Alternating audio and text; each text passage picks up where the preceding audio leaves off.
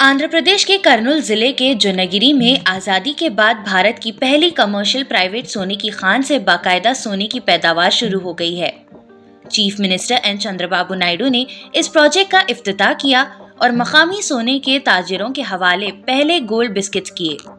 इसके साथ ही भारत की गोल्ड माइनिंग इंडस्ट्री में एक नए दौर का आगाज हो गया है।